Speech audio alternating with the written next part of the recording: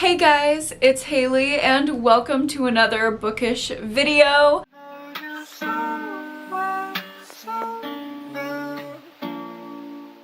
I am so excited to be filming today's video for you guys. It is spooky season. I have my little Halloween lights up and I've decorated my house. I am feeling so in the spirit. And for spooky season, I have a ton of videos coming out all about dark, disturbing, horrific, spooky, Halloween-y books. This video was the one I was most excited to make because my top 12 most disturbing books I've ever read video is one of my most viewed videos ever, but I've always wanted to replace it because although I do love dark, disturbing books, I made that video at a time when I was reading a lot of books that were just written in poor taste. They were dark and disturbing, kind of for the sake of it instead of being anything of substance. So I wanted to do an updated version of that video that doesn't include poor taste, extreme horror,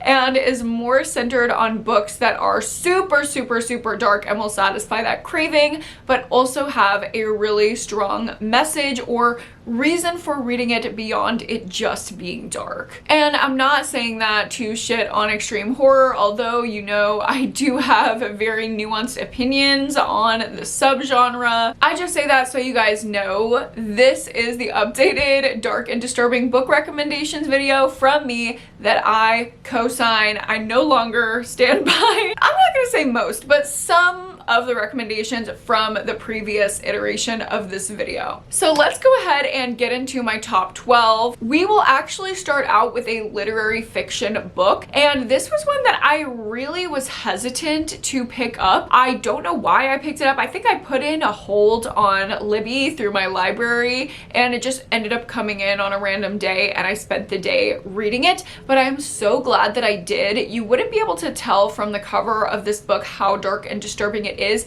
but it is truly visceral. Like, even the level of body horror in this book, it read like a horror book and not like a literary fiction to me. That is Chlorine by Jade Song. I fucking love this book. It's a horrifying, body horror-esque, creature feature-esque coming of age story about a young Asian girl who is a swimmer, and swim is her life, and she slowly starts to believe that it is so much of her identity that she needs to turn into a mermaid. And if you know the dark lore behind mermaids, then you know that mermaids are not as beautiful and wonderful and peppy and under the sea as they may seem.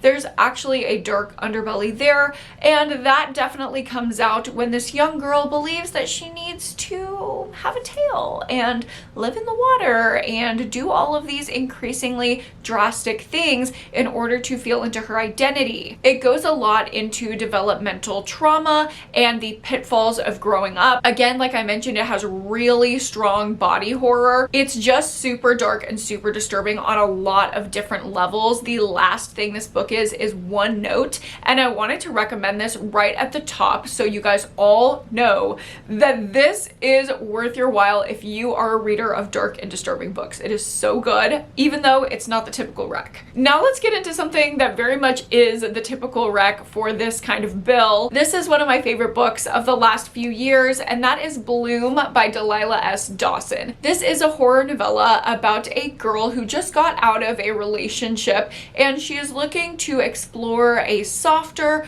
more feminine part of herself now that she is away from this man. She ends up going to live this very cottagecore life, and every weekend by her new house there's this farmer's market, and she goes to the farmer's market and she starts low-key falling for a girl who runs a booth making soaps and cupcakes. And she's not really had the bi panic before. She doesn't really understand what's happening to her on a sapphic level, but over the course of time they start to develop this very sweet relationship with a very tense, dark side to it. And by the end of the book, this relationship has completely blown up. It is dark, it is disturbing, again with the body horror. There are visceral descriptions in here. It is bloody, it is twisty, it is just so good. I love the juxtaposition in a super dark book of like really sweet beginnings, because Isn't that how it always is? I don't know. That's how I feel like it is.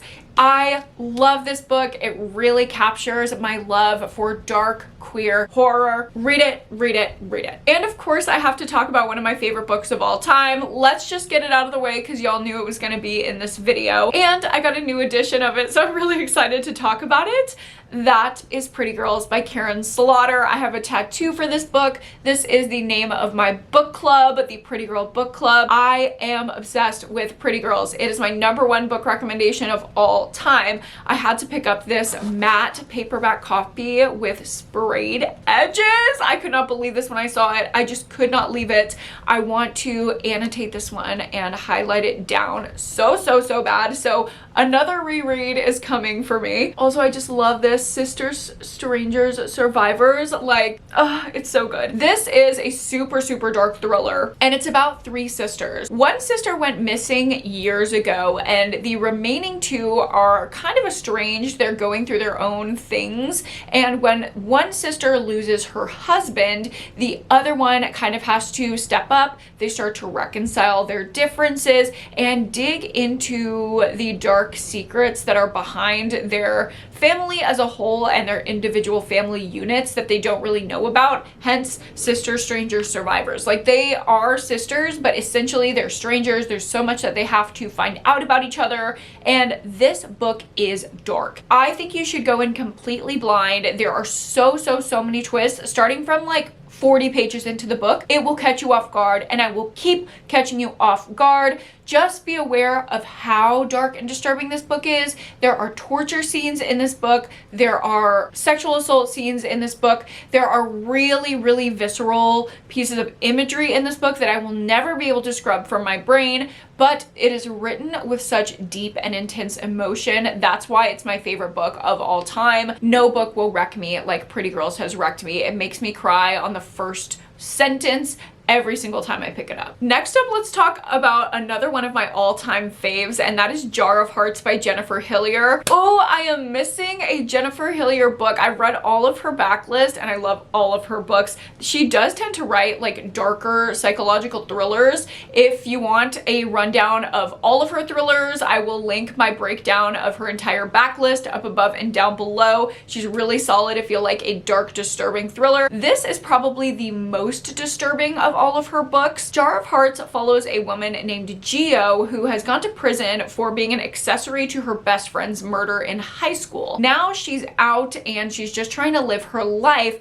but there's a copycat killer who's kind of reenacting the crime that she committed in high school against her best friend, and people think that it could possibly be her. Now that she's under fire again, we have to dig into what happened then to solve what's happening now. It's a really cool dual timeline. The twists are crazy and like fucked up. Like, these twists will make you want to throw up. I was nauseous reading this book. It really caught me off guard with how dark it was, and this is the book that really hooked me on Jennifer Hillier's writing and got me addicted to her. I am obsessed. Next up, if you like books that are just dour and dark and in like a sad kind of way, like a real sense of darkness that will just leave you feeling a little bit dead, think like A Little Life Core.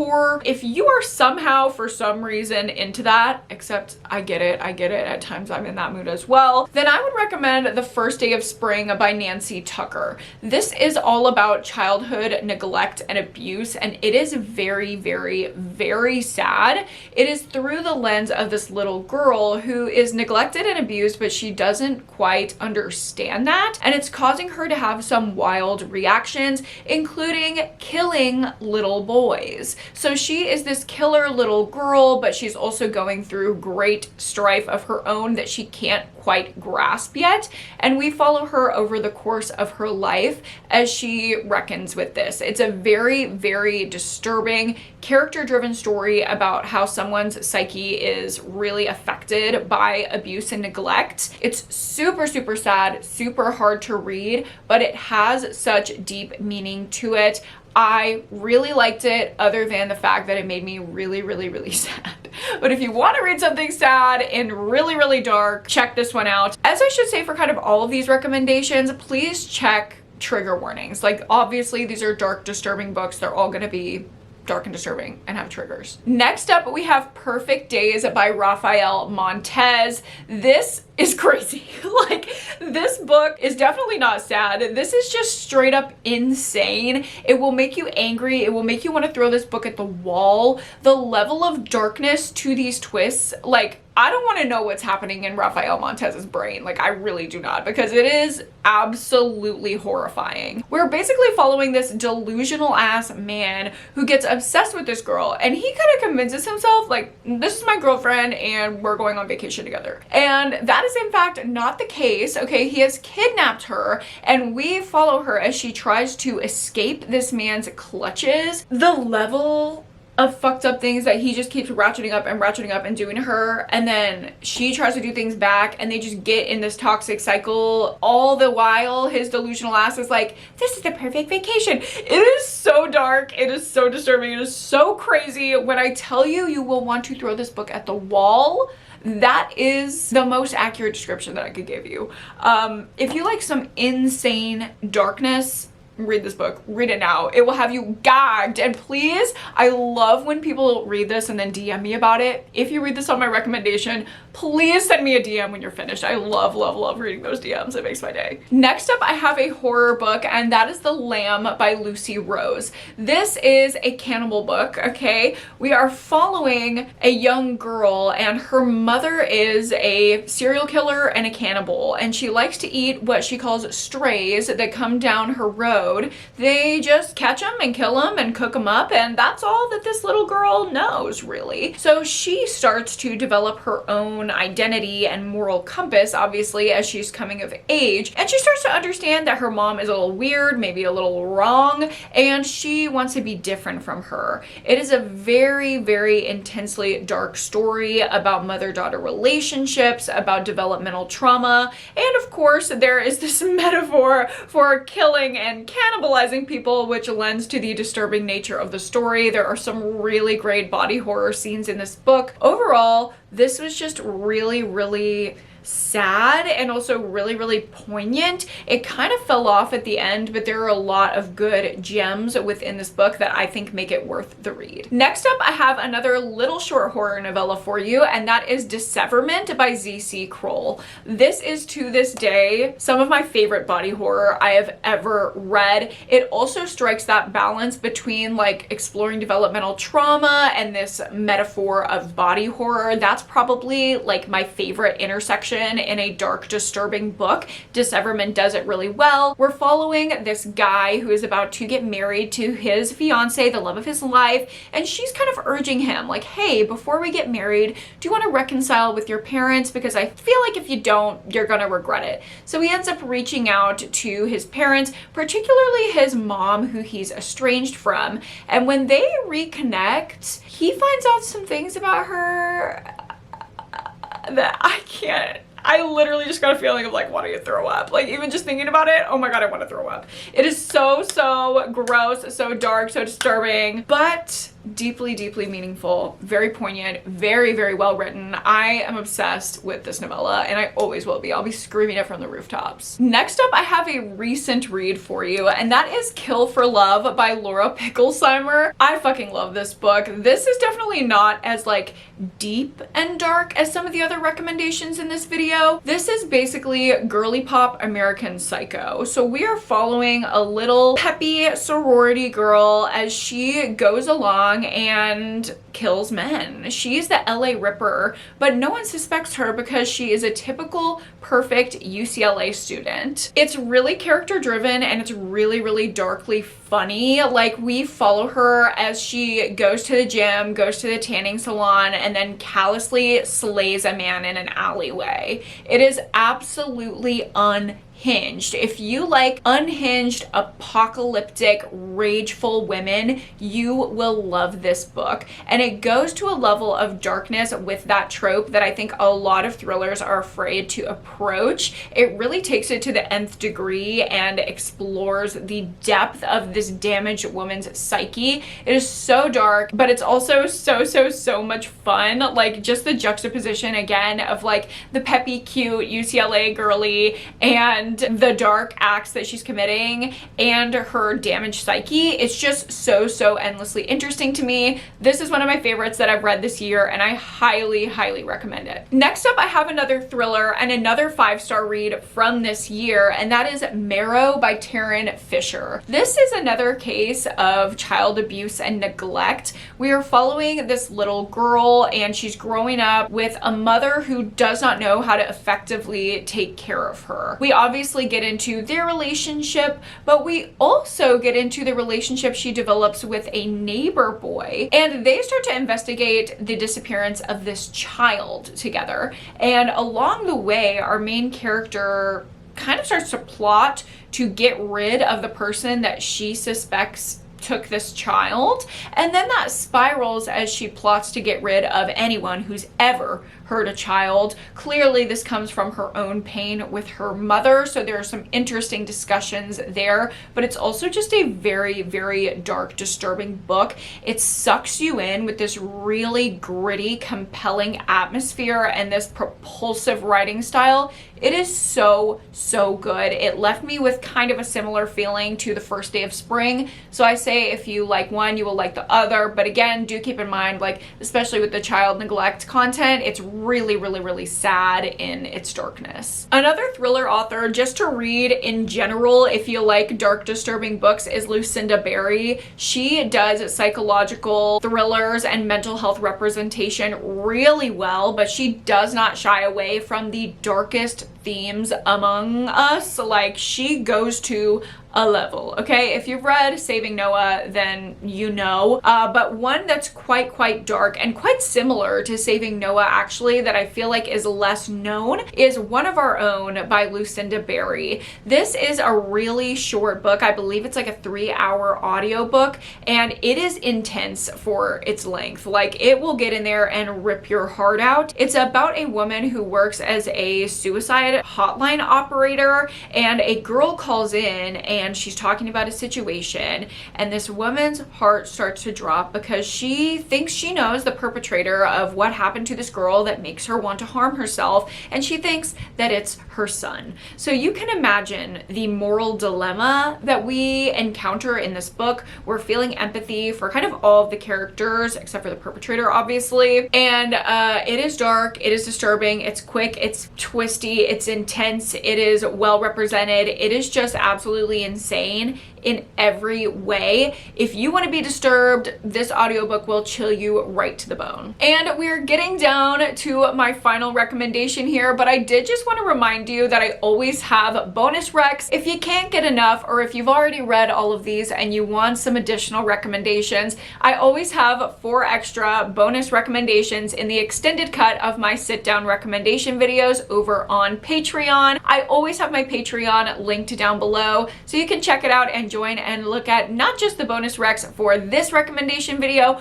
but every single bonus rec video that I've ever made over on Patreon. There are dozens and dozens, I would say hundreds, of extra recommendations over on Patreon that will never see the light of day over on this channel. So go down there and check it out if you want some more. But now on to my final recommendation for this dark and disturbing video, which you guys can probably guess, it's another one of my favorite books of this year. It is extreme horror, but it is done in a way that I have been just dreaming of getting from that subgenre, and that is Shy Girl by Mia Ballard. Now, I kind of hate to recommend this right now because it is currently out of print. It's for a good reason though, because this was independently published when I picked up this book, and now it's got a publisher. Let's all just like give 3 cheers in the comments for Mia Ballard. We love her, we love her, we love her. And Shy Girl got picked up by a publisher. It's gonna come out in 2026. Yay, pre-order it, get it any way you can. I think there are some really expensive paperback copies of the original cover out there somewhere. You can't pry mine out of my cold dead hands. I'm obsessed with it and I love it, so nobody try to take it. People were offering to buy it in the comments off of me, and I was like, do y'all understand? Like, this is my favorite book of the year. I'm not selling her. That is how phenomenal this book is. It is female rage personified and done so well with such intensely disturbing body horror. I didn't want to be near the book after I finished it. It was so disturbing. Basically, in this book, we are following a girl who is down on her luck and she is seeking an arrangement, okay? She is looking for a sugar daddy. But the man that she comes across doesn't just want to like take her out on dates and send her a quick little Venmo. No. He wants to fund her entire life in exchange for her acting as his pet. She's gonna be his dog, or as he likes to call her, his girl pet. And under this dehumanizing role, our main character unlocks a level of rage that is rarely represented in any media, that I think many of us have felt in real life, that it was just so cathartic and refreshing to read about. Her taking back of her power is visceral. It is so well done. The twists are insane. It is dark. The body horror, like I said, is phenomenal. It has one of the best endings of any book I've ever read. I'm obsessed with it. There's a reason why this one is hard to come by. Pre-order it for 2026. I cannot wait for it to get republished. I'm sorry to recommend it now before it's available for you, but just know this is like my current favorite dark and disturbing book of the moment. But of course, like I mentioned, there are some bonus recommendations over on Patreon, so you can go watch the extended cut right after this video. It's linked down below. Thank you guys so much for watching this video and just hanging out with me for a bit today. I hope you guys are as excited for fall and Halloween content as I am. Love spooky recommendations. That's actually the next video that's coming out, is recommendations for spooky season, so stay tuned for that. Subscribe for that. Like this video if you liked it and you're excited for all the October content that is in the works, including my readathon. Happy Hailey-ween. That is going to happen again this year and I cannot wait to give you guys all the deets. Also, I just want to say thank you for hanging around my channel. If you've been here for a minute now, like genuinely thank you so much. And if you are new, welcome. I'm so glad that you found me and you've landed in my little corner of the internet. I hope you enjoy it over here. If you follow me on Instagram or you've just been seeing any of my more personal updates across the internet, you will know that I am kind of going through a really difficult, shocking time at the moment. And I just want to say that having this community and making these videos has been a real joy for me during a time when I am not feeling a lot of joy. I am feeling like pretty heartbroken and wrecked day to day. So the fact that I have this little bright spot in my day of filming these videos, sometimes that is the only reason that I will get up out of bed and do my makeup, is if I know that I'm excited to film a video. So thank you guys so much for being here and for supporting me. I love you guys so much, and I can't wait to see you for spooky season. And I'm going to be doing so many live streams for Hailey-ween and I can't wait to hang out with you. Subscribe for all of that. Thank you so much again. And of course, don't forget to go to therapy and read a book this week. I will see you guys in my next one. Bye!